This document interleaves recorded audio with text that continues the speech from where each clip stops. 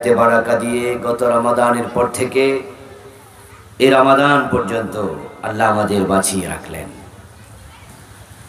এজন্য আমরা শুরুতে তাকে কৃতজ্ঞতা জানাই, শুকরিয়া জানাই, কালিমাতু শুকর পড়ি আলহামদুলিল্লাহ। প্রিয় দিনী ভাইরা, আমি আপনাদের সম্মুখে পবিত্র কোরআন মাজিদ থেকে সূরাতুল বাকারা এর 183 নম্বর আয়াতে কারিমা তেলাওয়াত করেছি। নবীজি সাল্লাল্লাহু আলাইহি ওয়াসাল্লামের পবিত্র মুখ অনুসৃত একখানা ছোট্ট হাদিসে নববী পাঠ করেছি। আল্লাহ তাআলা তৌফিক দিলে এখান থেকে কিছু কথা বলবো ইনশাআল্লাহ। সম্মানিত ভাইয়েরা, রমাদান সমাগত। আমরা আশা করছি আর সামান্য কয়েকদিনের ব্যবধানে রমাদানে প্রবেশ করব। রোজার মাস যখন আসতো, রাসূলুল্লাহ সাল্লাল্লাহু আলাইহি ওয়াসাল্লাম সাহাবাদের সাথে বিশেষভাবে মজলিসে কথা বলতেন, কথা বলার জন্য মজলিস কায়েম করতেন। তিনি বলতেন, আতাকুম শাহরুর রমাদান, শাহরুল মুবারক। ও আমার সাহাবারা, তোমাদের মাঝে রমাদান আসছে, এটা বড় বরকতের মাস। আল্লাহ নবী এভাবে সাহাবাদের সাথে রোজার ফজিলত নিয়ে, করণীয় নিয়ে তিনি আলোচনা করতেন। রমাদান যেন অন্য মাসের মতো কেটে না যায়। মানুষ বেঁচে আছে, দিন যাবে, মাস যাবে, বছর যাবে, এটাই তো সিস্টেম, এটাই নিয়ম। তাই মানুষ কোন মাস আসলো, কোন মাস গেল, এগুলো নিয়ে আমরা খুব একটা ভাবি না। যেমন এখন বাংলা কোন মাস, এটা আমি নিজেও জানি না। আপনারা হয়তো গ্রামের কিছু কিছু মুরব্বী টাইপের লোকেরা হয়তো জানতে পারেন, কিন্তু অধিকাংশ মানুষ এখন খবর রাখে না যেটা কোন সিজন, এটা কালের মাঝে কোন কালে পড়লো। আমাদের তো বাংলাদেশে কয় ঋতু? 6 ঋতু। এখন কোন ঋতু চলতেছে? আমরা শীতের পরে বসন্ত, শীতকাল আসছে চলে গেছে, বসন্ত আসছে। আগে কোকিলের ডাক শুনে আমরা টের পেতাম, এখন কোকিলও মনে খুব একটা ডাকে না, মাইন্ড করছে আর কি ওরা, অথবা ওদের অস্তিত্বই নাই। পাখ পাখি, গাছগাছালি আগের মতো এখন আর নাই, পাখিও নিরাপদ নয় আমাদের কাছে। সব মিলিয়ে আমরা জীবন যাচ্ছে, দিনের পর আসছে মাস। কিন্তু রমাদান যদি এভাবেই অন্য অন্য মাসের মতো কেটে যায়, তাহলে আমরা বঞ্চিত হব। রমাদান হচ্ছে as like as a washing machine.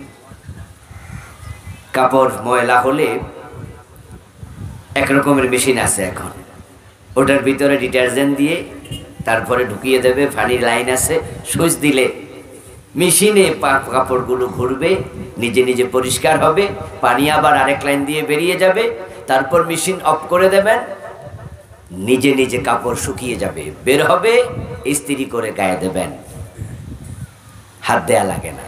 এটার নাম হলো ওয়াশিং মেশিন।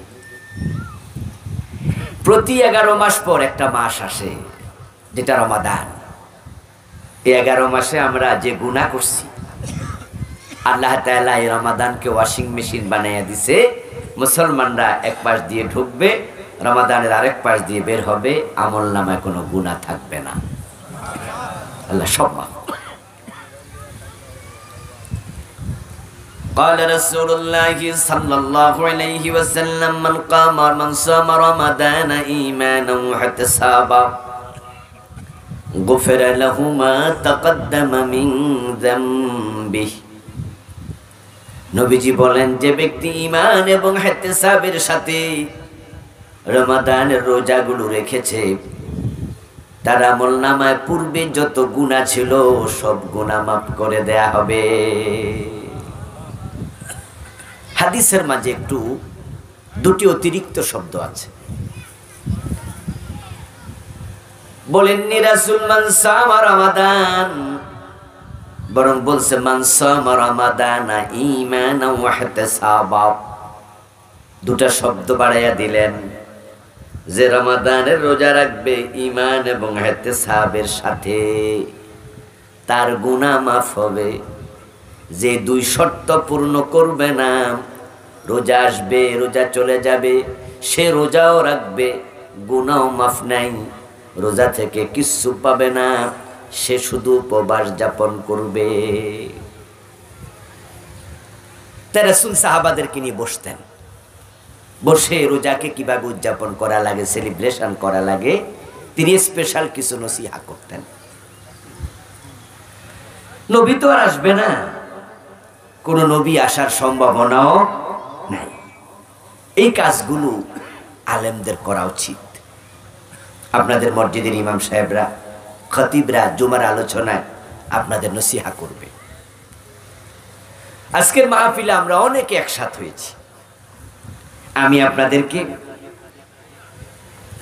এই রোজায় কি করা উচিত, আমাদের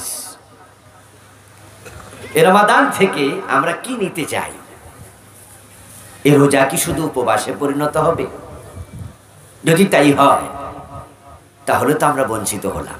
এমনটি যেন না হই, সেজন্য রমাদান কেন্দ্রিক কিছু নসিহা, কিছু সাজেশন এবং কিছু টিপস আপনাদের উপর আমি আজকে নসিহা হিসাবে রাখতে চাই। প্রিয় দিনী ভাইরা, আমাদের দেশের রোজা অধিকাংশ লোকের কাছে ট্র্যাডিশনাল, ঐতিহ্যগত রোজা। কেন রোজা রাখছেন এই প্রশ্ন যদি আপনি করেন, আপনাদের এই ফুলেরঘাট বাজারে সাক্ষাৎকার নেন 10 জন মানুষের, যে আপনি কেন রোজা রাখছেন, দেখবেন যে 10 জন 10 রকম বলবে। অথচ রোজা ফরজের পিছনে আল্লাহর একটা উদ্দেশ্য আছে কিনা, কি মনে হয় আপনাদের? আছে? আল্লাহ রোজা কেন ফরজ করলেন? আর আপনাকে জিজ্ঞাসা করছি, আপনি কেন রাখলেন? উত্তর তো হওয়ার কথা ছিল একটা, যে আল্লাহ যে জন্য ফরজ করছে আমি ওই জন্য রাখছি। কি জন্য ফরজ করছে ওটা জানেন? এটাই যদি আপনি না জানেন তাহলে রোজা রাখছেন কেন?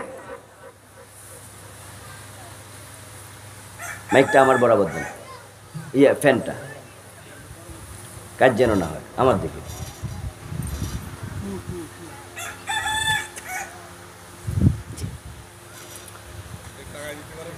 আবার কাছে আবার চলে যাচ্ছে ওইদিকে, আরো আগে দেন, আমার দিকে বরাবর যেন থাকে আর কি, একটু খেয়াল রাখেন। আচ্ছা প্রিয় ভাইরা, উদ্দেশ্য পালনে যা ব্যর্থ হয় সে জিনিস ডাস্টবিনে নিক্ষিপ্ত হয়। রাসূলুল্লাহ বলেন, কাম মিন সাইমিন লাইসা লাহু মিন সিয়ামিহি ইল্লা যামআ। এমন অসংখ্য রোজাদার আছে যাদের রোজা শুধু উপবাস। ওয়া কাম মিন কাইমিন লাইসা লাহু মিন কিয়ামিহি ইল্লা সাহর। এমন অসংখ্য রাতে তাহাজ্জুদ গুজার, অসংখ্য কিয়ামুল লাইল পালনকারী, তারাবি আদায়কারী, যাদের এগুলো শুধু ঘুম নষ্ট হবে, আল্লাহর পক্ষ থেকে তারা কিচ্ছু পাবে না। অসংখ্য এমন। বাতাস লাগছে না কেন? ওটা আগাই দাও তো, দরকার ঘেমে যাচ্ছি তো আমি। আর ওটা আগাই দাও, কাছাকাছি এনে দাও। আমার হাতে একটা মোবাইল আছে, আপনাদের হাতেও আছে অনেকের। যিনি মোবাইল বানিয়েছেন তার উদ্দেশ্য ছিল তারবিহীন কাছের কথা দূরে পৌঁছাবে।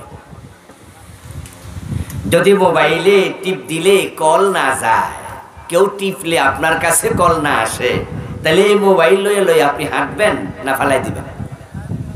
কথা বলুন। উদ্দেশ্য পূরণে ব্যর্থ, ফেলে দাও। এই ঘড়ি যিনি বানিয়েছেন, ঘড়ি বানানোর পিছনে উদ্দেশ্য ছিল সময় দেবে, টাইম দেবে। ঘড়ি যদি সময় না দেয়, ঘড়ি আমরা হাতে রাখবো না, ফেলে দেবো, ডাস্টবিনে ফেলে দাও। এই মাইক যিনি বানিয়েছেন, উদ্দেশ্য ছোট আওয়াজ বড় করবে। মাইক আমার সামনে আছে, আওয়াজ বড় হয় না, পিছন থেকে শুনতে পান না। ওই মাইকওয়ালারে কি পয়সা দিবেননি? উল্টা লাঠি লিয়ে দৌড়ানি মারবেন, এই বেটা আমাদের মাহফিলে কি মাইক আনবে? উদ্দেশ্য পূরণ যদি ব্যর্থ হয় তাহলে ডাস্টবিনে নিক্ষিপ্ত হয়। কতজনের রোজা আল্লাহ ফেরেশতাকে বলবেন এটা ডাস্টবিনে ফেলাই দাও, কারণ তারা রোজা কেন রাখে এটাই জানে না। রমাদান মাস আসবে, কিছু কিছু মানুষের মাসালা শুনে আমরা অবাক হই, মাঝে মাঝে ভাবি কি দারুণ মুত্তাকি মানুষ রে, কি দারুণ অনুভূতি। বলে কি হুজুর রোজার দিন অজু করি, অজু করার পরে কুলি করে পানি ফেলাইয়া দিই, অজু শেষে ফু ফু করে জিহবায় যে পানি আছে না ওটাও ফেলে দেই, তারপরে হুজুর টেনশন থাকে কিছু পানি থেকে যায় কি রোজার ক্ষতি হবে কিনা। মাশাআল্লাহ কত বড় মুত্তাকি, রোজা নিয়ে কত ভাবে। হাতের মাঝে ঘড়ি, ইফতারের 5 মিনিট আগে দাদা নাতিকে বলছে এই কয় মিনিট আছে রে, নাতি বলছে দাদা 5 মিনিট। 1 থেকে 1.5 মিনিট পরে নাতি আবার জিগায় কি খবর আর কত। নাতি বিরক্ত হয়ে দাদা খাইলাম আর 3 মিনিট আছে কিছুই বল। নাতিকে বলে দাদা কি করি, একবারে থাপ্পড় দেবো বেটা, রোজা ভাঙবো আমি। 3 মিনিট আছে, সারাদিন রাখছি আর তুই কস খাইলাও, হইল এটা কথা? খাবো কেন, সূর্য ডুবার পরে ইফতারের আগে না। আচ্ছা সামনে খাবার আছে, পেটে ক্ষুধা আছে, ঘরের দরজা বন্ধ করে খান কোনা না আল্লাহ দেখে, খাওয়া যাবে না। পিপাসায় কাতর হয়েছেন, পুকুরে ডুব দিয়েছেন গোসল করার জন্য, এক ঢোক খেয়ে নেন, দুনিয়ার কেউ টের পাবে না। না না রোজার দিন আল্লাহ দেখবে। আহ কি তাকওয়া, আমি ঘড়ির হাতের দিকে বারবার তাকাই, খাই না, সূর্য ডুবলো কিনা, সামনে পানি আছে পান করি না, ঘরের দরজা বন্ধ করেও আমি খাই না, আল্লাহ দেখবে। কিন্তু এই লোকগুলো যারা পানি খায় না, ভাত খায় না, তাদের কাছে আমার প্রশ্ন যে এই পানি খাওয়া হারাম কত ঘন্টা, 14 ঘন্টা না 15 ঘন্টা? ইফতার করার পরে তো পানি খাওয়া যায় নাকি, তা কি হারাম? সূর্য ডোবার পরে ভাত খাওয়া যাবে না, হারাম? আচ্ছা তাহলে ভাত খাওয়া হারাম কয় ঘন্টা বলে না কথা, কয় ঘন্টা? 12 ঘন্টা 14 ঘন্টা? পানি খাওয়া হারাম কয় ঘন্টা? সুদ খাওয়া হারাম কয় ঘন্টা? ওটা রমজানে কেউ খায় না। বাংলাদেশের সুদ রমজানে বন্ধ থাকে, ঠিক না? আচ্ছা পানি খাওয়া হারাম 14 ঘন্টা, তাই ঘড়ির দিকে বারবার তাকায় যে না পানি খাওয়া যাবে না, আল্লাহ নিষেধ করেছে। আচ্ছা ঘোষ খাওয়া হারাম কয় ঘন্টা? অফিসে ঘোষ চলবে না রমাদানে, ঠিক না? সব রোজাওয়ালা ঘোষ খাওয়া বন্ধ করে দেবে, ওজনে কম দেবে না, মালেও বেজাল দেবে না, মানুষ ঠকাবে না, মিথ্যা বলবে না, গীবত করবে না, এগুলো তো নিষেধ। রমাদানে খাওয়া তো নিষেধ দিনের বেলা। এখন রোজাওয়ালা কি বুঝলো, সে বুঝলো ভাত খাওয়া যাবে না, পানি খাওয়া যাবে না, কিন্তু সুদ খাওয়া যাবে, ওটা অসুবিধা নেই, গোশও খাওয়া যাবে, ওজনও কম দেওয়া যাবে, মালেও বেজাল দেওয়া যাবে, ঠিক আগের মতো মিথ্যা কথা বলা যাবে, শুধু খাওয়া যাবে না, শুধু পানি পান করা যাবে না। এটার নাম রোজা। তুমি রোজা বোঝোই নাই।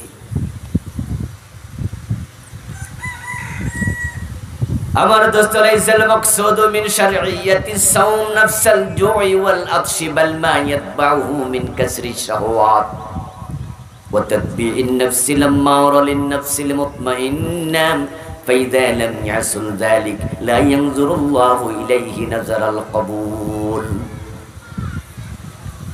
বিশ্ববিখ্যাত মুফাসসির আল্লামা কাজী নাসিরউদ্দিন বাইজাবি রাহমাতুল্লাহি আলাইহি বলেন, মানুষকে ক্ষুধা এবং পিপাসায় কষ্ট দেওয়ার জন্য রোজা ফরজ করা হয় নাই। রোজা ফরজ করা হয়েছে যে আল্লাহর ভয়ে তুমি খাবার খাও না, দেখি সে আল্লাহর ভয়ে তুমি পাপ ছাড়ো কিনা।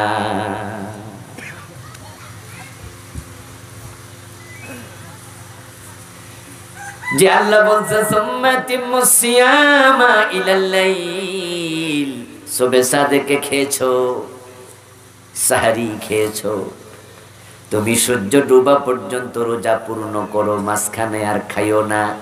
আল্লাহ মানা করে দিছে পান করিও না। তুমি যে আল্লাহর আদেশ মানার জন্য তার ভয়ে খাবার খাও না, দিনের বেলায় পানি পান করো না। আল্লাহ দেখতে চায় এ রোজার সিস্টেমটা অন্য অন্য জায়গায় প্রয়োগ করো কিনা। যদি তুমি আল্লাহর ভয়ে পাপাচার ছাড়তে না পারো, শুধু পানাহার ছেড়েছ, তোমার পানাহার ছাড়ার কোনো প্রয়োজন নাই, এটার নাম রোজা না।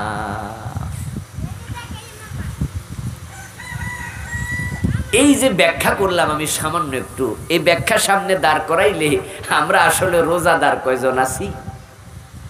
কত পার্সেন্ট লোক সমাজে রোজা রাখছে? উপবাস যাপনকারী বেশি।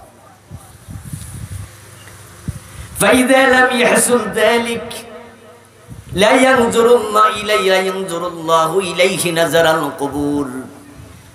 যদি মানুষ পাপাচার না ছাড়ে, আল্লাহ যে উদ্দেশ্যে রোজা ফরজ করেছে ওটা মাথায় রেখে রোজা না রাখে, তাহলে তার রোজার দিকে কবুলিয়তের নজর দিয়ে আল্লাহ ফিরেও তাকাবে না।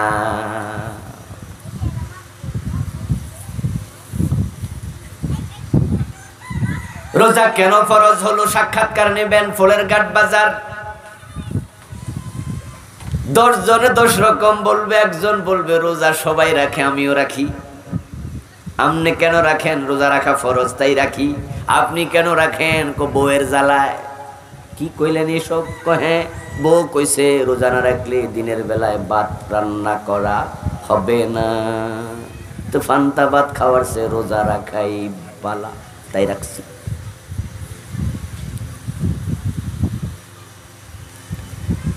এই মিয়া রোজা রাখবো না, আপনি কি প্রশ্ন করেন? রোজা রাখছেন কেন? এটা প্রশ্ন হইল? এলাকার ফোলা ভাই না রোজা রাখে, তা আমিও রাখছি। মানে সবাই রাখে, ট্র্যাডিশন সিস্টেম। উদ্দেশ্য কি জানি না, আল্লাহ কইছে রাখছি।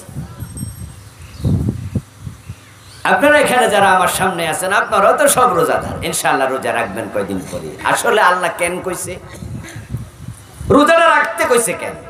নিজের প্রশ্ন করুন তো, কয়জনে জানেন? যারা জানেন আলহামদুলিল্লাহ। এখন জানার সাথে মানা মিলাবেন। জানা এবং মানা যদি মিলে যায়, তাহলে রোজা আপনার জন্য ওয়াশিং মেশিন হবে। আমলনামার সব গুনাহ রোজার মাধ্যমে আল্লাহ মাফ করে দেবে। আর না মিললে মাফ নাই। আপনি ফাও ফাও পারছিলেন। ইসলাম মূর্খের ধর্ম নয়, ভালো করে শোনেন। ইসলাম মূর্খের ধর্ম না। আপনি মূর্খ, এটা আপনার দোষ, এটা ইসলামের দোষ না। কোরআনের যত আয়াত আল্লাহ নাজিল করছে, 1 নাম্বার আয়াত কি ছিল? যেটা নাজিল হয়েছিল জানেননি? দেখি বলুন তো গ্রামের ভাইয়েরা। প্রথম আয়াত কি ছিল? ইকরা। ইকরা শব্দের অর্থ কি? ইকরা বিসমি রাব্বিকাল্লাযী, পড়ো পড়ো পড়ো তোমার রবের নামে পড়ো। এটা ছিল আল্লাহর 1 নাম্বার অর্ডার। তাহলে আপনি বলেন হুজুর আমি তো পড়তে পারি না, তা আপনি মূর্খ থাকলেন, আপনার এই অধিকার কে দিল? আপনি মূর্খ থাকলেন কেন? কেন আপনি পড়লেন না? এখনো কেন পড়েন না? পড়লে তো জানতেন। এ জানি না করতে করতে আল্লাহ পর্যন্ত চলে যাবেন আপনি। বয়স 60 বছর, 70 বছর, 80 বছর। মাত্র 7 বছরে কোরআনের হাফেজ, 8 বছর বয়সে হাফেজ হইয়া গেছে। চোখ একটা নাই, দুইটাই অন্ধ, হাফেজ হইয়া গেছে। এমন অন্ধ হাফেজ আছে না? ওই কানা মিয়া পারলো, আপনি কেন পারলেন না? এই অন্ধ বেড়া পারলো।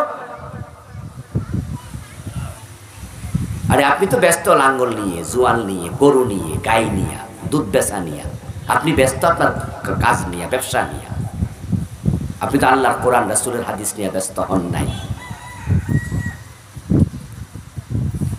আপনি তো শিখেন নাই রোজা কেন আসেন।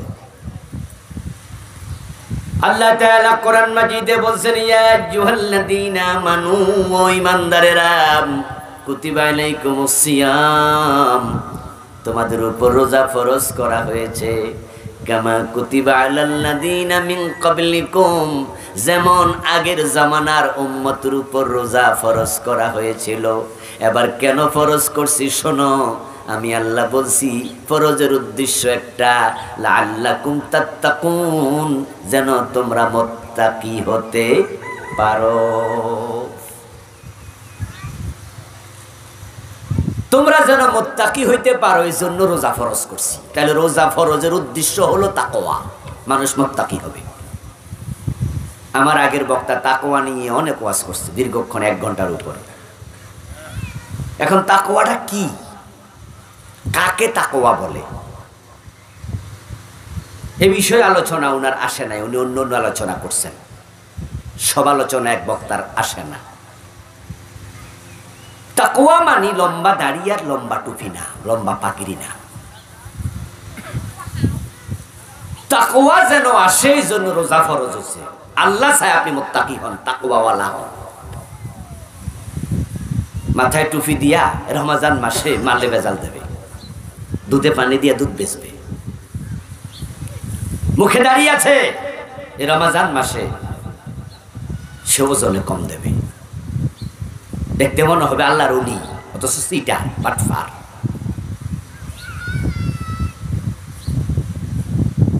লিবাসে তাকওয়া আছে, চরিত্রে তাকওয়া নাই। তাকওয়া সুরতের নাম নয়, তাকওয়া সিরতের নাম। কার দাড়ি কত লম্বা, মাথার টুপি কত সুন্দর, এটার নাম তাকওয়া না। হাতে তাসবিহ দানা থাকলে আপনি মনে করেন মুত্তাকি। তাকওয়া হলো চরিত্রের নাম। আল্লাহর নবী তাকওয়া কোথায় থাকে এ প্রসঙ্গে তিনি নিজের বুকের দিকে 3 বার ইঙ্গিত দিয়ে বলছেন, তাকওয়া থাকে কলবে, এখানে। আর আমাদের তাকওয়া হলো পাঞ্জাবি, বরকত তাকাত দিলে মুত্তাকি।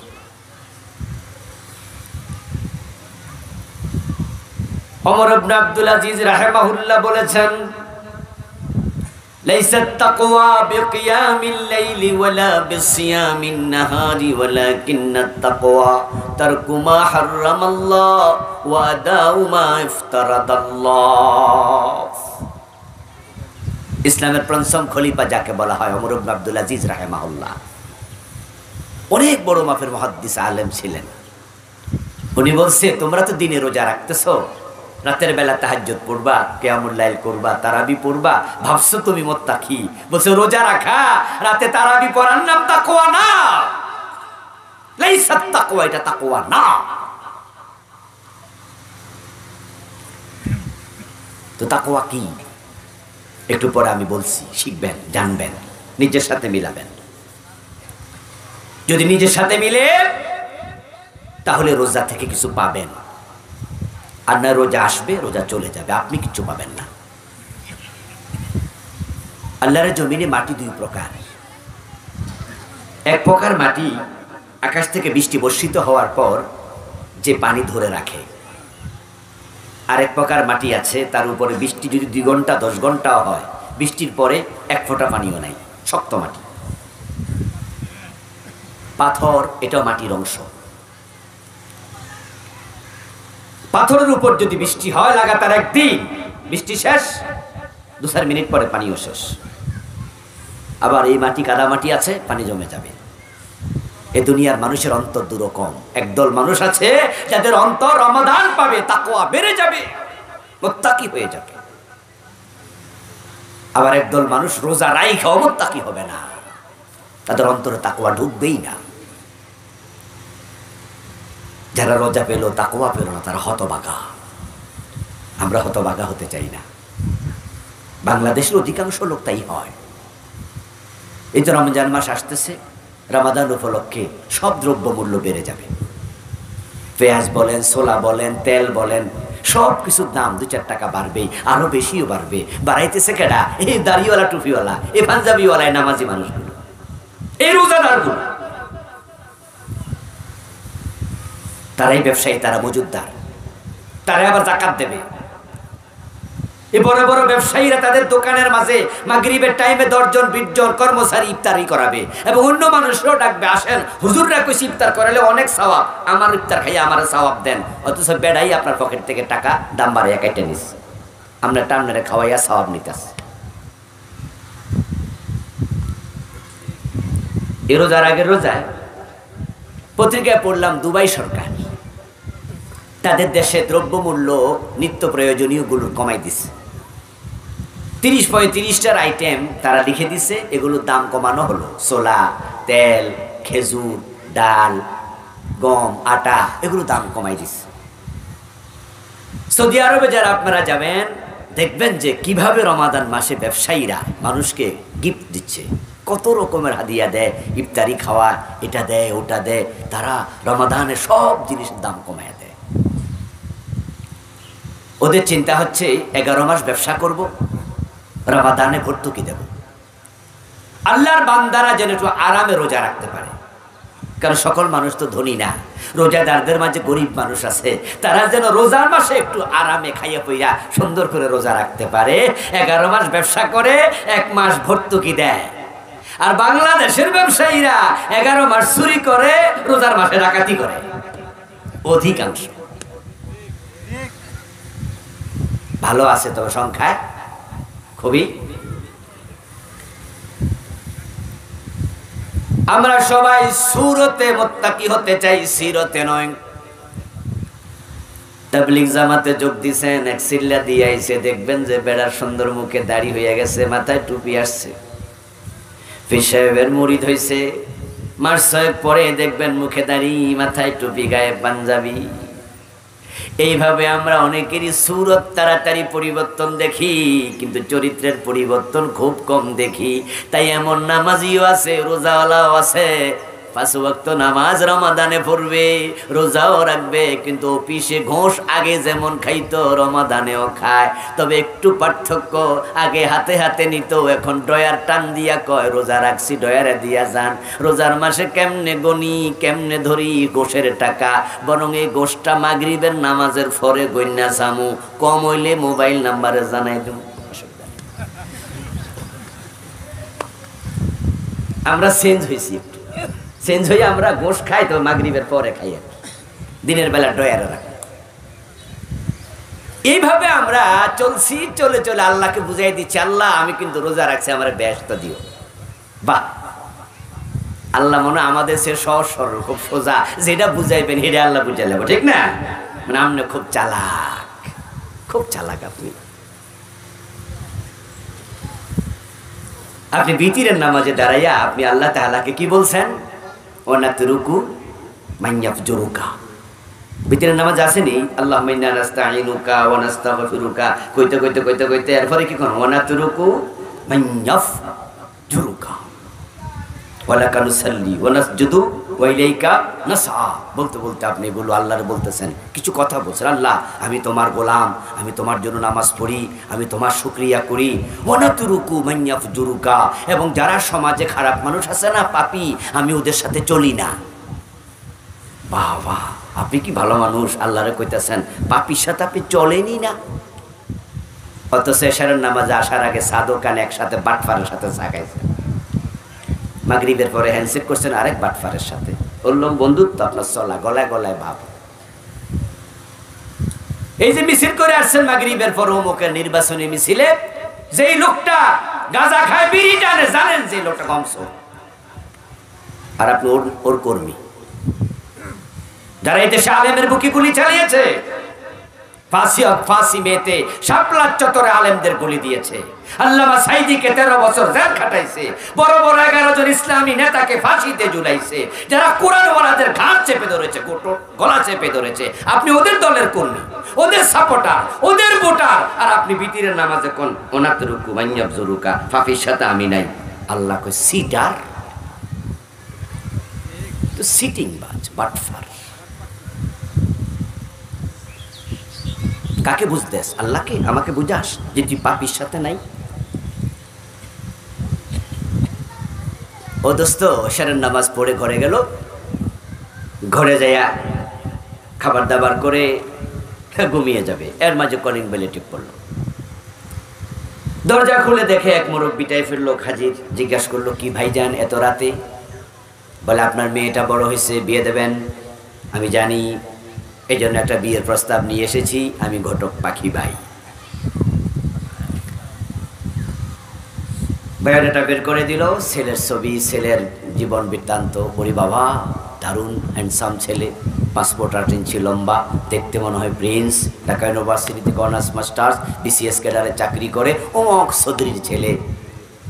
আপনি পড়ে শুনে বায়োডাটা, ভালো প্রস্তাব, ভালো প্রস্তাব, আমি রাজি। এত সুন্দর একটা প্রস্তাব নিয়ে আপনি এসেছেন।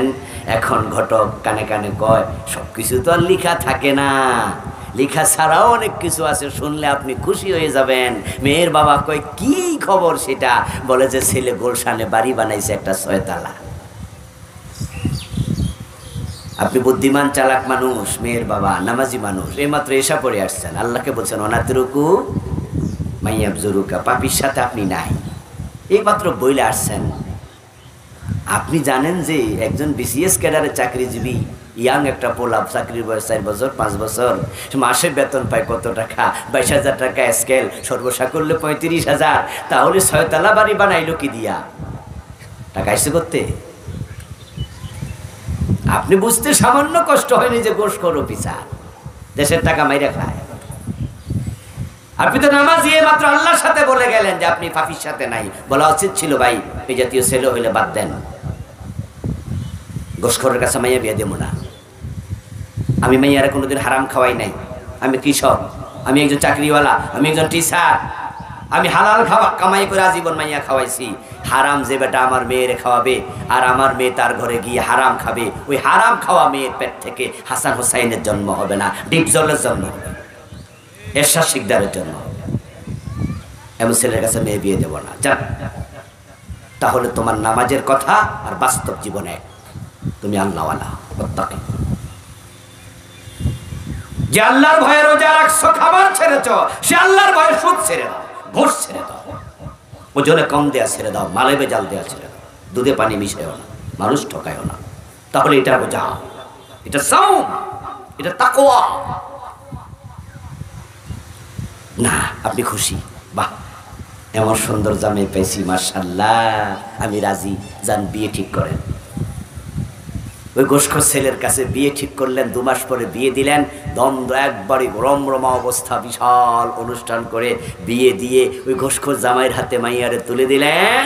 তারপরে আবারও সেদিন সারাদিন পরিশ্রম, মাগরিবের পরে গোসল, আবার এশারের নামাজ, তারপরে বিতিরে দাঁড়ায় আবার বলছেন ওয়ানাতরুকু মাইয়াবজুরুকা, আল্লাহ পাপির সাথে আমি নাই। আল্লাহর সে আজিম থেকে বলে বাটফার, মাইয়া তুলে দিলি কার হাতে? পাপির সাথে নাই তুই।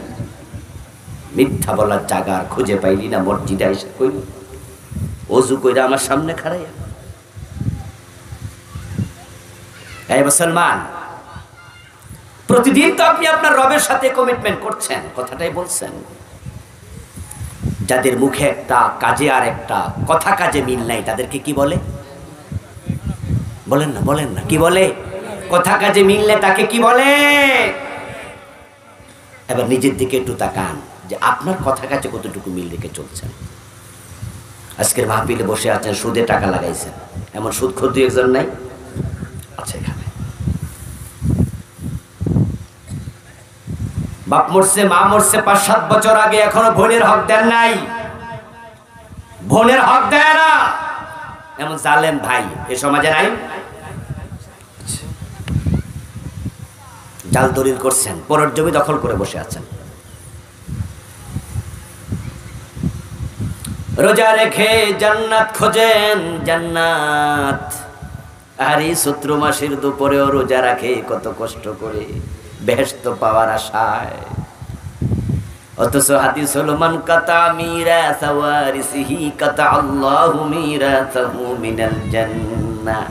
যে ব্যক্তি তার ওয়ারিসের মিরাস হক কেটে নেন, আল্লাহ তার জান্নাত কেটে নেয়। মাথায় টুপি আছে, রোজাও রাখছে, ফজরের নামাজ জামাতে পড়া, ওই নামাজি ওই রোজাওয়ালা কোদাল কান্দে নিয়ে খেতে যায়। ধান লাগাবে তো ক্ষেতের পাশ পরিষ্কার করছে, আইলগুলো ক্লিয়ার করছে, ঘাস উঠছে, ঘাস কাটবে, কিন্তু কোদাল দিয়া কোপ মারে আইলের মাছ বরাবর, ক্ষেত বড় বানায়। লাইলা ছিল সোজা, কোবাইয়ের লাইন লাইল বাঁকা করে গেছে। আছে না, আছে না? কারণ ভাবছেন তো ধান গাছ ডাল লাগাইলে এক লাইন বাইরে যাব, ধান বাড়বে।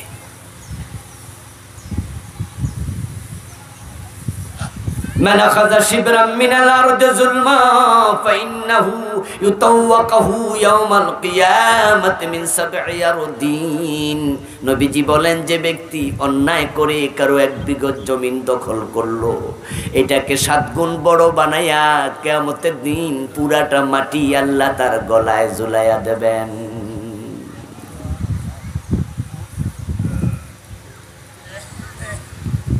قال رسول الله صلى الله عليه وسلم من أكل درهم ربا وهو يعلم أنه أشد من 36 زنا প্রিয় নবীজি বলেন যে ব্যক্তি জেনে শুনে 1 টাকা সুদ খায় তার আমলনামায় 36 বার জিনার গুনাহ লিখে দেয়া হবে।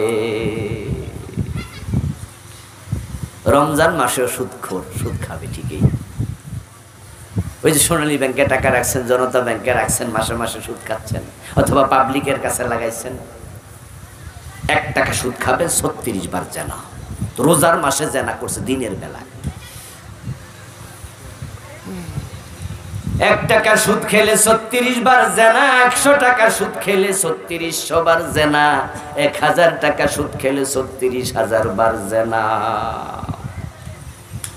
অন্য হাদিসে পাওয়া যায় সুদ খেলে 73টা বড় বড় গুনাহ হয়, সবচেয়ে ছোট গুনাহটা হলো নিজের মায়ের ইজ্জতে হাত দেয়া।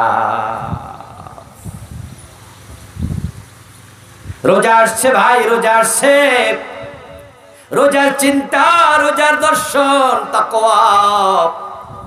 এখন তাকওয়া মানি পাপ ছেড়ে দেয়া।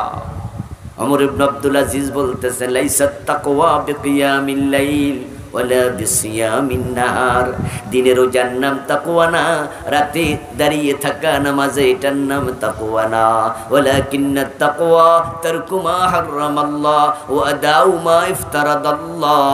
বরং তাকওয়া হলো হারাম ছেড়ে দেয়া, ফরজ আঁকড়ায়া ধরা। কোনো ফরজ ছাড়া যাবে না, কোনো হারাম করা যাবে না, এটার নাম তাকওয়া।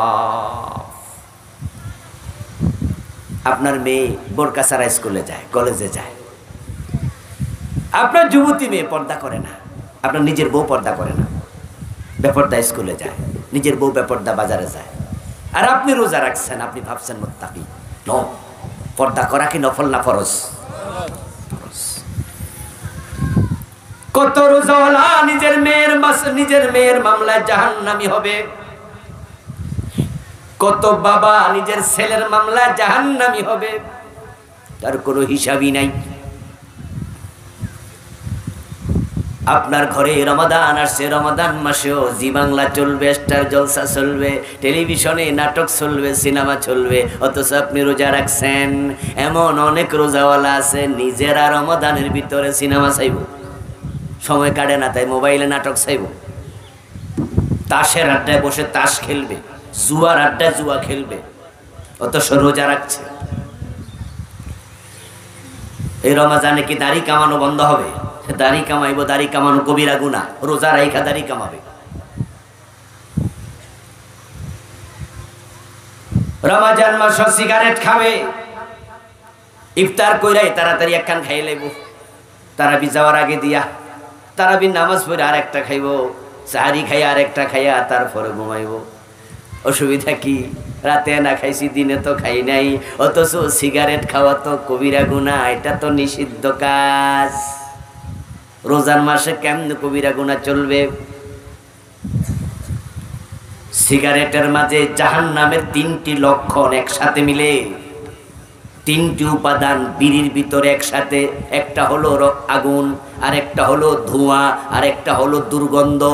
জাহান্নামের ভিতরে 3টাই আছে, আগুনও আছে, ধোঁয়াও আছে, দুর্গন্ধ আছে।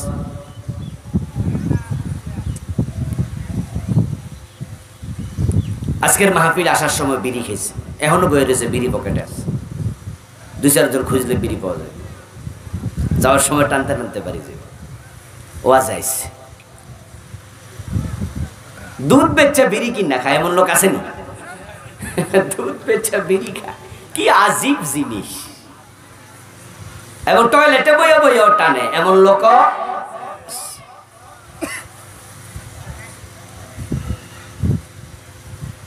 আল্লাহ বলছে ওয়াত্তাকুন নার, আগুন থেকে দূরে থাকো, আগুন থেকে বাঁচো, আগুন থেকে সরো।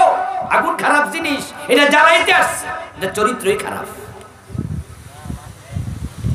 একান্ত প্রয়োজন ছাড়া আগুনের কাছে যেও না, আগুন থেকে দূরে থাকো। ওয়াত্তাকুন নার আল্লাতী ওয়াকুদুহা আন-নাস ওয়াল হিজারা উইদ্দাত লিল কাফিরিন।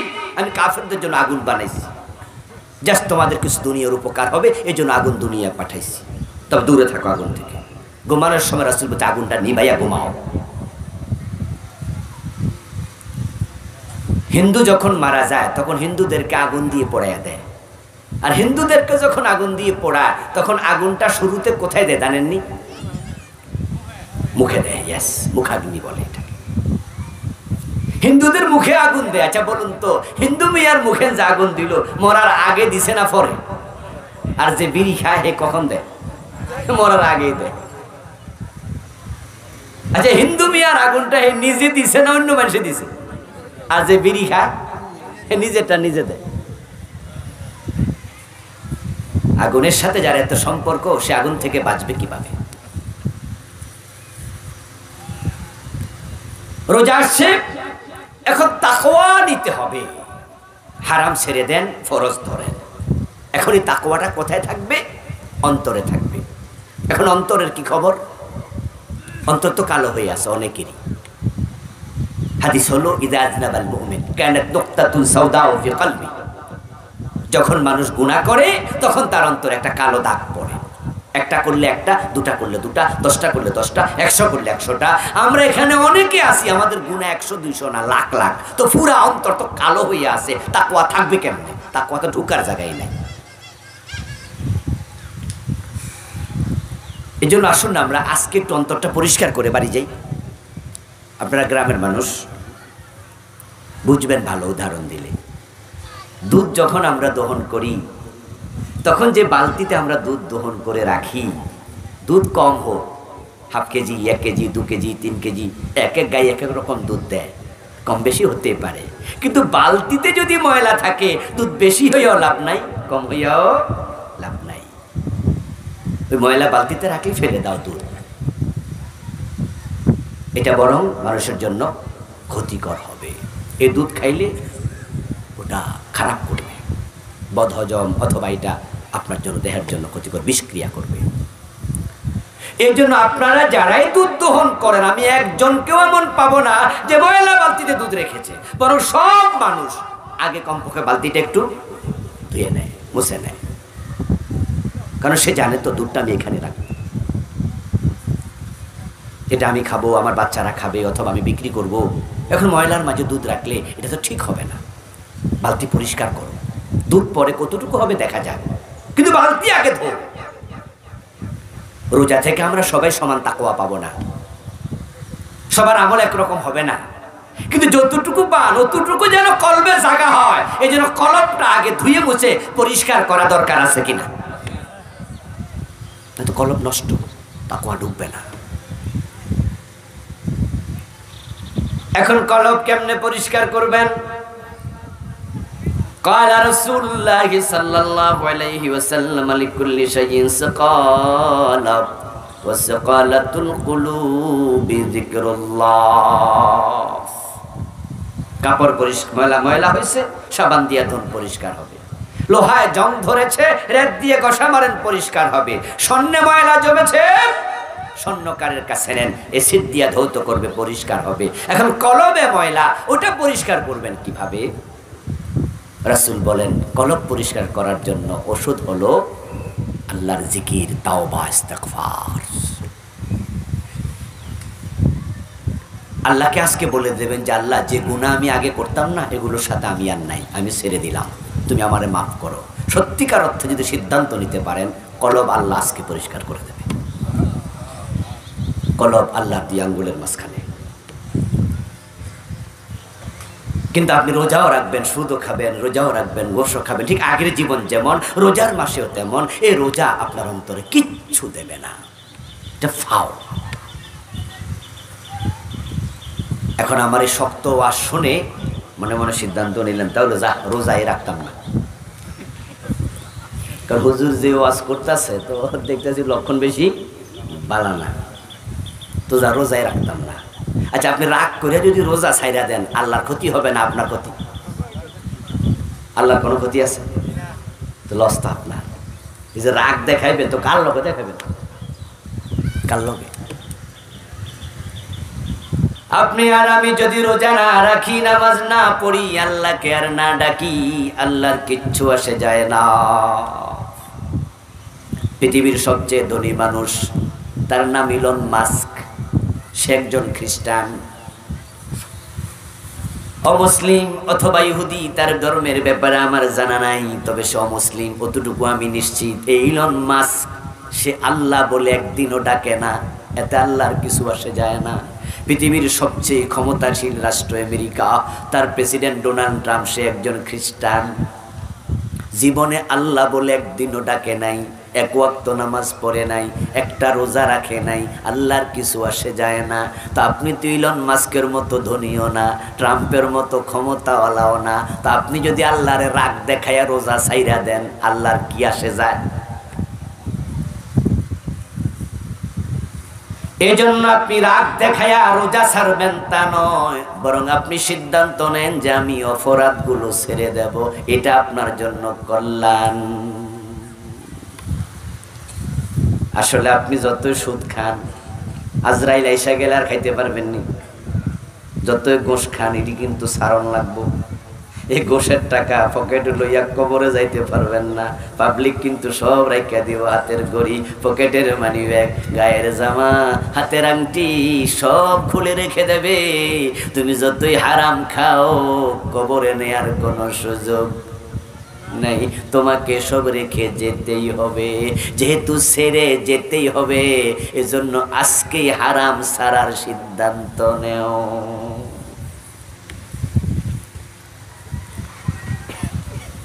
এক সেকেন্ডের নেই ভরসা, মরণ ঘাড়ের পরে, বিপুল সম্পদ করছো জড়ো বিলাসের তরে।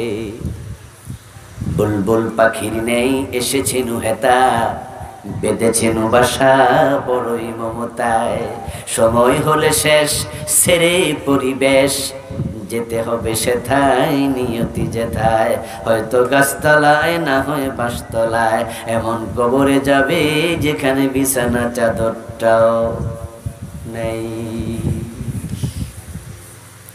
এই জন্য আমরা রোজা যেহেতু আসছে, আমরা যে যে অপরাধের সাথে আছি, কে কোনটা করেন সেটা আমরা জানি না। আমারটা আপনি জানেন না, আপনারটা আমি জানি না, কিন্তু নিজেরটা নিজে তো জানি না। সাহেবুল বাইত আদরাবি মাফি, বাড়ির মালিক জানে বাড়িতে কি আছে, আপনি জানেন, আপনি জানেন। যারা একটু দুই নাম্বারই করছেন না, আজকে আপনি সিদ্ধান্ত নেন যে না, আমি এটা আর করবো না। আমি আল্লাহকে জানাই দেবো, আল্লাহ আমি এর সাথে আর নাই, আমি তাওবা করলাম। যদি মানুষ প্রকৃত অর্থে তাওবা করে, আল্লাহ তাআলা কোরআনে বলেন, উলাইকা ইউবাদদিলুল্লাহু সাইয়্যাতিহিম হাসানাত। মানুষ যখন তাওবা করে, আমি শুধু গুনাহ মাফ করি না, আমি গুনাহগুলোকে সওয়াবে পরিবর্তন করে দিই। সুবহানাল্লাহ, আল্লাহ গুনাহকে সওয়াব বানায় দেয়। এত ভালো, এত ভালো তিনি এত ভালো। এখন এই চিন্তা মাথায় রেখে আমরা রোজা মাসটা যাপন করতে চাই। এখন রোজার মাসে আপনাদের কিছু করণীয় আমি বলবো, যেগুলোর সাথে আমরা একসাথ হয়ে যাব। রমাদানটা কিভাবে সেলিব্রেট করব? রমজান হবে একবারে একটি পারফেক্ট রমজান, এটি প্রোডাক্টিভ রমজান, ফলপ্রসূ রোজা। এমনও তো হতে পারে যে এই রোজার পরের রোজা আপনি আর পাবেন না, সম্ভাবনা নাই? সবার আছে, সবার, আমারও আপনার। হতে পারে জীবনের শেষ রোজা। এই জন্য এবারে রোজাটা একটু ব্যতিক্রম হোক, পরিকল্পিত হোক। এক নাম্বার পরামর্শ, রোজা হোক কোরআনময়। রোজা কোরআনের, কোরআন, এই রমাদান হচ্ছে কোরআনের মাস, কোরআন নাজিলের মাস। আমার সামনে এখানে অনেকে আছেন কোরআন পড়তে পারেন না। এই রমাদানে কোরআন আপনি শিখবেনই, সিদ্ধান্ত নেন। 1 মাস লাগে না কোরআন পড়তে। মেধা যদি ভালো হয় 15-20 দিনে কোরআন পড়া যায়। মেধা যদি একটু ঢাল হয়, হয়তো মাসখানেক লাগবে, অথবা লাগুক না 2 মাস 4 মাস। রমজানে শুরু হয়ে যাক। কোরআন পড়া নফল না ফরজ? কথা বলে না ভাইয়েরা, নফল না ফরজ? ফরজ। যারা কোরআন পড়তে পারে না, হাসরের ময়দানে তারা অন্ধ, আল্লাহ তাদেরকে অন্ধ বানিয়ে তুলবে। যারা কোরআন পড়েননি, পড়তে পারেন না, কোরআন ধরেননি, রাসূল আপনাদের বিরুদ্ধে আল্লাহর কাছে মামলা দেবে, বিচার দেবে। আল্লাহ এ তার বিচার তুমি করো, সে কোরআন পড়ে নাই, কোরআন ছেড়েছে। এই 2টা মেসেজ আমি কোরআন থেকে দিলাম, আমার কথা নয়। ওয়ামান আরাদা আন যিকরি ফাইন্না লাহু মাঈশাতান দানকা ওয়া নাহশুরুহু ইয়াওমাল কিয়ামাতি আ'মা। আল্লাহ বলে যারা আমার জিকির কোরআন ছেড়ে দিয়েছে, পড়ে নাই, শিখে নাই, বোঝে নাই, মানে নাই, আমি হাসরের দিন তাদেরকে অন্ধ বানাইয়া তুলব। ও মানুষ তখন আমাকে বলবে রব্বি লিমা হাশারতানি আমা ওয়া কাদ কুনতু বাসীরা, আল্লাহ আমি তো চোখওয়ালা ছিলাম, আমারে অন্ধ বানালে কেন? আল্লাহ বলেন আমি জবাবে বলবো কাযালিকা তাতকা আয়াতুনা ফানাসিতাহা, তোমার কাছে তো আমার কোরআনের আয়াতগুলো গিয়েছিল, তুমি তো সেগুলো ভুলেছিলে, আঁকড়াইয়া ধরো নাই। ওয়া কাযালিকাল ইয়াউমা তুনসা, আজকে তোমাকেও ভুলে গেলাম, তোমার মতো বান্দার সাথে আমার সম্পর্ক নেই। আল্লাহ বলবে তুমি সরো। এজন্য কোরআন ধরেন, কোরআন পড়েন, এই রমাদানে কোরআন পড়েন। উঠাউটি করছেন কেন? কি কোরআন পড়বেন না নাকি? ভালো লাগে না? যাহ বাড়ি জায়গা।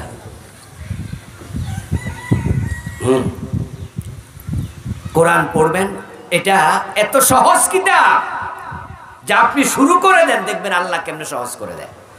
পৃথিবীতে কোরআনের মতো সহজ কোনো কিতাবই নাই। মাত্র 3-3.5 বছর বয়স্ক আমি হাফেজ দেখেছি, কথা বলতে পারে না এখনো, কিন্তু কোরআন মুখস্থ করে বলছে পুরাটা। আমি এমন পেয়েছি যে তোতলা নাম বলতে পারে না, কিন্তু কোরআন তেলাওয়াত করছে। কোরআন তেলাওয়াত করার সময় বুঝি নাই যে সে তোতলা। এটা সহজ কিতাব, আপনি পড়েন, হয়ে যাবে সহজ। মাত্র 28 দিনে 30 পারা মুখস্থ করে ফেলছে এমন হাফেজ বাংলাদেশেও 28 দিনে 30 পারা মুখস্থ করে ফেলছে। আর আপনি পুরা জীবনে দেখে দেখে পড়তে পারেন না। এক নাম্বার পরামর্শ। দ্বিতীয় হচ্ছে যারা পড়তে পারেন বিশুদ্ধ পড়বেন। গ্রামে গঞ্জে সবচেয়ে বড় প্রবলেম হচ্ছে কোরআন যারা পড়তে পারে তাদের অনেকের কোরআন তেলাওয়াত বিশুদ্ধ হয় না। হাদিসে আছে রুব্বা কারিইন লিল কোরআন ওয়াল কোরআন ইয়ালআনুহু, এমন অসংখ্য পাঠক আছে কোরআনের যারা কোরআন পড়ার সাথে সাথে কোরআন তাদেরকে অভিশাপ দেয়। বালার লাগিয়া পড়ছিলেন, উল্টা হয়েছে। আপনি ড্রাইভিং জানেন কিন্তু হাত ক্লিয়ার না। আপনি যদি হাত ক্লিয়ার না করে গাড়ি নিয়ে আপনি হাইওয়ে চলে যান, তাহলে অন্য গাড়ির তলে পড়ে মরে যাবেন, অথবা নিজে গাড়ি নিয়ে আরেকজন গায়ে তুলে দেবেন। ঠিক যারা কোরআন বিশুদ্ধ পারেন না তারা খতম করবেন না। যদি খতম শুরু করেন কোরআনের বদদোয়ায় গজব হয়ে যাবেন। কোরআন সারাক্ষণ অভিশাপ দেবে আপনাকে। কারণ হচ্ছে কোরআনের কাফের জায়গায় কাফ, আইনের জায়গায় হামজা, হায়ের জায়গায় ছোট হা যদি উচ্চারণে ভুল হয় তাহলে এমন জায়গাও আছে অর্থের আকাশ পাতাল ব্যবধান হবে, এমন জায়গা আছে যেখানে কুফরি হবে। ওয়ারাত্তিল কোরআনা তারতিলা, কোরআন পড়বেন বিশুদ্ধভাবে। এখন যারা কোরআন পড়েন তাদের কোরআন বিশুদ্ধ কিনা কিভাবে বুঝবেন? কেমনে বুঝবেন যে হুজুর 30 বছর ধরে পড়তেছি বিশুদ্ধ না? কি কোন? এটা না, আপনি কত বছর পড়েন এটা বিশুদ্ধ সার্টিফিকেট নয়। বিশুদ্ধের সার্টিফিকেট হলো একজন হাফেজ সাহেবকে শোনানো। মাওলানার কথা বলি নাই, কিন্তু হাফেজের কথা বলছি। কারণ মাওলানাদের মাঝেও বিশুদ্ধ হয় না এমন 2-4 জন মাওলানা আছে, কিন্তু হাফেজদের মাঝে সবার তেলাওয়াত বিশুদ্ধ, 100 জন। এই জন্য আপনার এলাকায় একজন হাফেজকে আপনি অনুরোধ করবেন যে হুজুর আপনি দয়া করে আমার 1 পৃষ্ঠা কোরআন শোনেন, আমি একটু পড়ি, আপনি একটু শোনেন। আপনি উনাকে 1 পৃষ্ঠা তেলাওয়াত করে শোনালেন।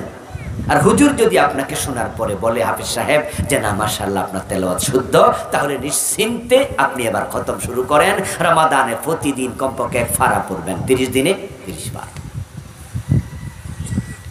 এখন যারা বিশুদ্ধ তেলাওয়াত পারেন কিন্তু অর্থ জানেন না, অর্থবিহীন কোরআন পড়ে তাকে রাখার জন্য কোরআন আসে নাই।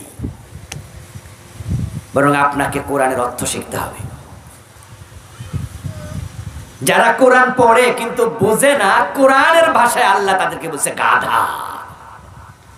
কামাসালিল হিমার ইয়াহমিলু আসফারা, আল্লাহ বলে তারা গাদার মতো, গাদার পিঠে তুলে দেন চিনি, বস্তা নিয়ে চলে যাবে এখান থেকে ফুলের ঘাট বাজার, গাদার পিঠ থেকে চিনি ফালাই দেন দোকানে। গাদা জানে না চিনি যে মিষ্টি। ঠিক যারা কোরআন পড়ে আল্লাহ কি বলেছে বুঝে না, জানে না, আল্লাহ নিজে বলছে কামাসালিল হেমার, এগুলো গাদা।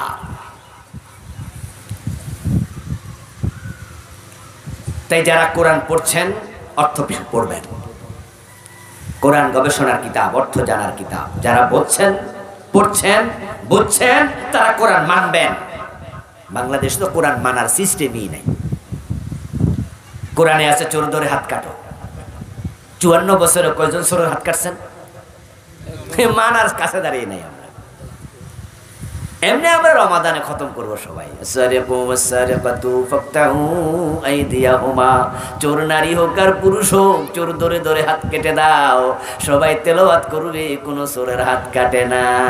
কারণ তারা জানে বাংলাদেশে যদি চোরের হাত কাটে কত মানুষের হাত থাকবে না, বিশেষ করে অনেক নেতার হাত থাকবে না। এই দেশের নেতারা এই পরিমাণ টাকা চুরি করে, যেটা সাধারণ পাবলিক 2-10,000 মিলেও করে না। এক নেতা যা করে, আমাদের সাবেক প্রধানমন্ত্রী বলছে উনার বাড়ির ফিয়ন কত কোটি টাকার মালিক জানেননি আপনারা? 400 কোটি। চোর না ডাকাত? আমার প্রিয় ভাই, যদি বাড়ির ফিয়ন 400 কোটি টাকার মালিক হয়, তাহলে বাড়িওয়ালা কত কোটি টাকার মালিক? ও তো হিসাব ছাড়া, বিনা হিসাব। এজন্যই তো আমরা চোর ধরে হাত কাটার আইনের কথা বললে ওরা আমাদের রাজাকার বলে গালি দেয়। কারণ হচ্ছে ওরা জানে যে হাত কাটা শুরু হলে তাদের নিজেদের অনেকের হাত থাকবে না।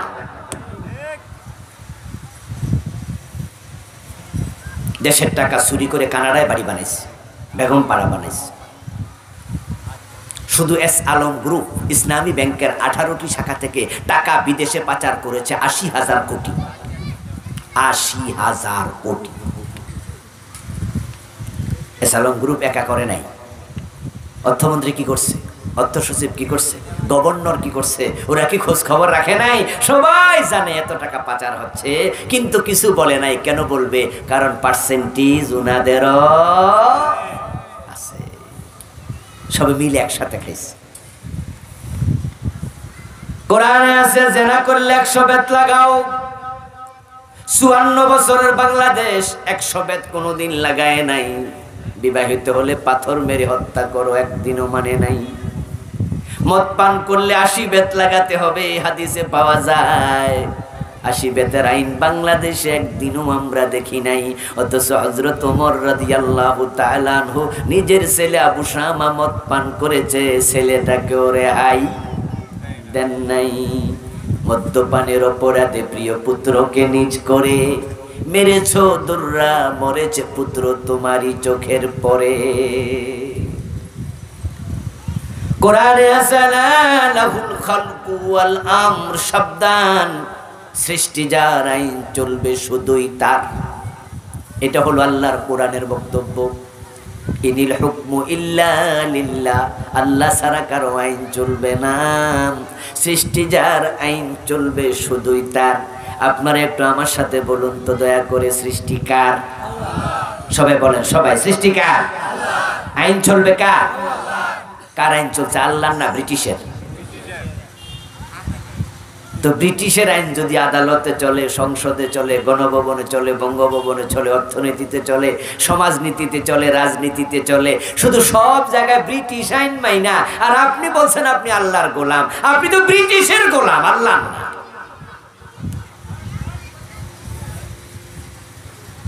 মাহফিলে এসে ওয়াজ শুনবেন, বছর 1-2 বার মাহফিল করাবেন, ওয়াজ শুনলে দায়িত্ব শেষ হয়ে যাবে, এটা না।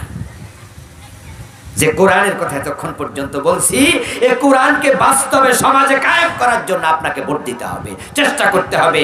এমন নেতার পিছনে হাঁটবেন যেই নেতা সংসদে গেলে আল্লাহর কোরআনের আইন কায়েম হবে।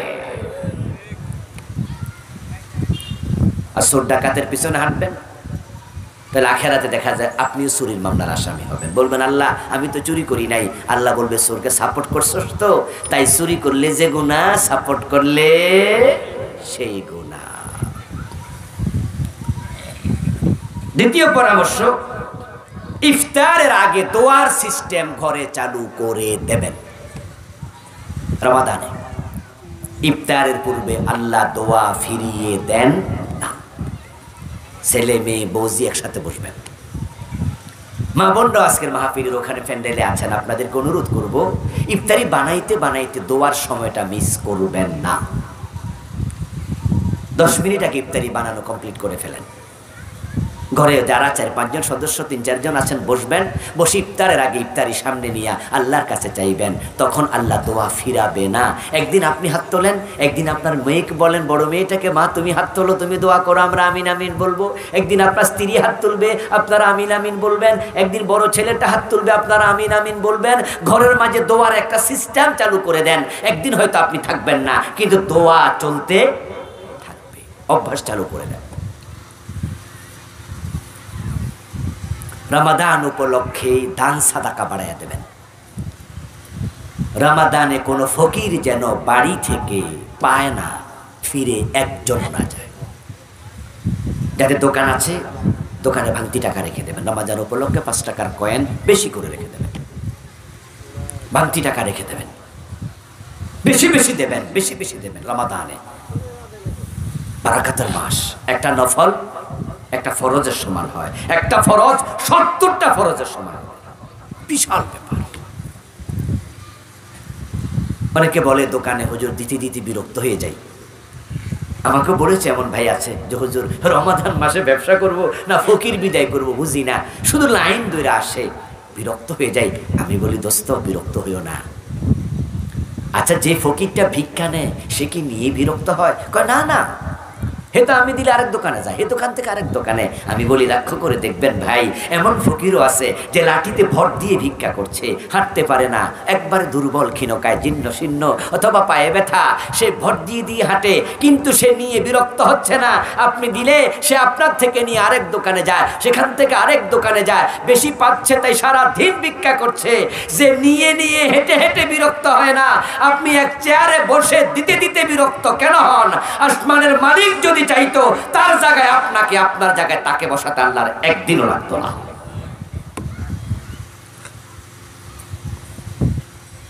শুধু আল্লাহ একটু উল্টাই দিলে চলত। 10 তলায় আছেন তো, গাছতলা নিতে আল্লাহর একদিনও লাগবে না। আবার যে গাছতলা, তাকে 10 তলায় তুলতে আল্লাহর একদিনও লাগে না। এই জন্য মা বোনরা বাড়িতে রমাদান আসছে, চাল আলাদা করে রেখে দেবেন। চালের জন্য আলাদা একটা বাক্স, ভাণ্ড রাখবেন, পাত্র রাখবেন। এখানে ভিক্ষুক আসবে আর দিবেন। ভিক্ষুককে কখনো ধমক দিবেন না। আল্লাহ মানা করছে, ভিক্ষুকের হাতের উপর আল্লাহর হাত থাকে, খুব সাবধান। রমাদান উপলক্ষে তাহাজ্জুদ পড়ুন। সাহারি খাওয়ার জন্য যেহেতু উঠতেই হয়, 10 মিনিট 20 মিনিট আগে উঠে যান। 2 রাকাত, 4 রাকাত, 6 রাকাত, 8 রাকাত, যতটুকু সময় পান রমাদানে তাহাজ্জুদের অভ্যাস গড়ে তুলুন। রমাদান মাস আসছে, 1 ওয়াক্ত নামাজ যেন জামাতে মিস না হয় সিদ্ধান্ত নিন। 30 রোজায় 150 ওয়াক্ত নামাজ, 150 ওয়াক্তই জামাতে পড়ব, 1 ওয়াক্ত মিস দেব না। এই সিদ্ধান্ত নিতে রাজি আছেন না নাই? নিতে পারবেন? আজকে সিদ্ধান্ত নিয়ে বাড়ি যান, 150 ওয়াক্তে জামাতে পড়ব, 1 ওয়াক্ত মিস করব। নামাজের আগে পরে কিছু সুন্নাহ আছে, নফল আছে, রমাদান উপলক্ষে এগুলো পড়ুন। প্রিয় ভাইরা, দৃষ্টি এবং জবানের হেফাজত করুন। হোটেল রেস্তোরাঁ বন্ধ রাখুন। তারাবিতে অবশ্যই ধীরে ধীরে নামাজ পড়ুন। গ্রামে গঞ্জে তারাবির নামে তামাশা চলে। অধিকাংশ গ্রামের মসজিদে 20 রাকাত তারাবি, তারা দেখা যায় যে 30 মিনিটের ভিতরে ক্লোজ। কোনো কোনো মসজিদ আছে 18 মিনিটও হয়ে যায়। হুজুরের গতি দেখলে মনে হয় বিমানও ফেল। কি কেরাত যে ফরে হুজুর নিজেও বোঝে না। শুধু শেষ দিকে জালিমিন কইয়া টান মারলে পাবলিক বুঝে রুকুতে যাওয়ার টাইম হয়েছে। এমন গ্রামের মসজিদ পাবেন যে পিছনে পোলাপান বারান্দা দুষ্টামি করে আর খাড়াই থাকে কান খাড়া করাইয়া যে হুজুর কখন জালিমিন টান মারবে, ওরা আইসা রুকুত যাবে। আল্লাহর সামনে দাঁড়িয়ে তারাবির নামে তামাশা বন্ধ করুন। নামাজ মানে হলো আল্লাহর সাথে কথোপকথন, দিদার। ইযা কামা আহাদুকুম ফি সালাতিহি ফাইন্নাহু ইউনাজি রাব্বাহ। সহিহ মুসলিমের হাদিস, প্রিয় নবী বলছে, তোমাদের কেউ যখন নামাজে দাঁড়ায় সে আল্লাহর সাথে কথা বলে, আল্লাহ তার দিকে তাকাই থাকে। আরশের মালিকের সামনে তুমি দাঁড়িয়েছো, কিসের তাড়াহুড়া? হুজুরকে বলে দেবেন যে হুজুর আমরা তাড়াহুড়া করতে চাই না, আমরা ধীর স্থিরে পড়তে চাই, আমাদের তো কারো বিমান ফেল করব না যে আমরা বিদেশ চলে যাচ্ছি, এয়ারপোর্টে নামাজ পড়তেছি, তাড়াতাড়ি বিমানে ওঠো না। রমাদান আসছে, ইবাদতের মাস, কিসের তাড়াহুড়া? লাগুক না 1 ঘন্টা, অসুবিধা কি? আপনার জীবনের সবচেয়ে দামি সময় যেটা, সেটা হচ্ছে নামাজের ভিতরে যে সময়টা কাটে, এর চেয়ে দামি সময় আর নাই। হুজুররা তাড়াহুড়া কেন করে জানেন? হুজুররা জানে আস্তে আস্তে পড়াইলে মুসল্লি থাকবো না, আর মুসল্লি কমে গেলে বেতন দিব কেনা? হুজুরের না বউ আছে, পেট আছে, পিঠ আছে, বাচ্চা আছে। আপনারা যদি সাহস যোগান যে হুজুর আমরা আসি, আমরা যাইতাম না, আমরা আসি আপনার লোক, রিজিকের মালিক রাজ্জাক, যারা যায় জাগা, আমরা আসি, 10 টাকা 20 টাকা দেব। হুজুরদের পিছন থেকে 2-4 জন ভালো মানুষ একটু ইয়ে করেন, একটু ব্যাকিং দেন, হুজুরকে বলেন হুজুর আমরা আসি, আল্লাহ ভরসা। মসজিদগুলোতে ধীরস্থিরভাবে তারাবি পড়বেন, ধীরস্থিরভাবে সুন্দর করে করে ইতিকাফের পরিকল্পনা করুন। রমজান আসছে, শেষ দশকে ইতিকাফ। জীবনে ইতিকাফ করে না এমন মানুষকে আজকে এখানে 2-4 জন আছেন না? আমার রাসূলের সুন্নাহ কি জানেন? তিনি ইতিকাফ কখনো ছাড়েন নাই, আর আপনি ইতিকাফ কখনো করেন নাই। রাসূলের সাথে মিল না অমিল? তো কেমন মুসলমান আপনি, কেমন আপনি উম্মত? সুন্নাত জীবনে নাই, সুন্নতবিহীন উম্মত কি? রাসূল ইতিকাফ কখনো ছাড়ে নাই। He was so much busy person. পৃথিবীতে উনার মতো দায়িত্বশীল ব্যক্তি কে আছে? 11 জন বউ ছিল, 9 জন স্ত্রী জীবিত একসাথে ছিল, 9টা ফ্যামিলি সামলাইছে, মদিনার প্রেসিডেন্ট ছিলেন, রাষ্ট্র সামলাইছে, প্রধান বিচারপতি বিচার সামলাইছে, প্রধান সেনাপতি যুদ্ধ সামলাইছে। এত কিছুর পরেও প্রতি রমজানে ইতিকাফ করছে, আর আপনি পুরা জীবনে একদিনও করেন নাই। এই জন্য এইবার ইতিকাফের সিদ্ধান্ত নেন, যে এবার ইতিকাফ করবেন, কদর তালাশ করবেন রমাদানের শেষ দশকের বেজর রাতে।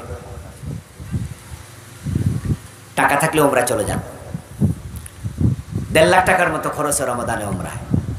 পয়সা আছে কাজে লাগান। ইবাদতের স্বাদ কাকে বলে মক্কায় নামাজ পড়লে টের পাবেন। কি দারুণ কেরাত! 2 ঘন্টা প্রায় লেগে যায় 20 রাকাত তারাবি পড়তে। কিয়ামুল লাইলে শেষ দশকে কিভাবে যে সময় কাটে, সারা রাত মানুষ ঘুমায় না। নামাজের মজা কাকে বলে আল্লাহর ঘরে গেলে পাবেন। রাসূল বলছে, আল উমরাতু ফি রমাদানা তাআদিলু হাজ্জাতান।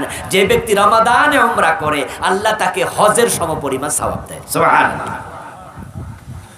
আসুন না প্রিয় ভাই, রমাদানটাকে আমরা ঠিক সুন্নাহর আলোকে সেলিব্রেট করি। যে কথাগুলো বললাম, আল্লাহ আমাকে যারা শুনলেন সকলকে মেনে চলার তৌফিক দান করুন। সবাই বলেন আমিন। হাদা মা ইনদি ওয়াল ইলমু ইনদাল্লাহ আলাইহি তাওয়াক্কালতু ওয়া ইলাইহি উনীব। আমরা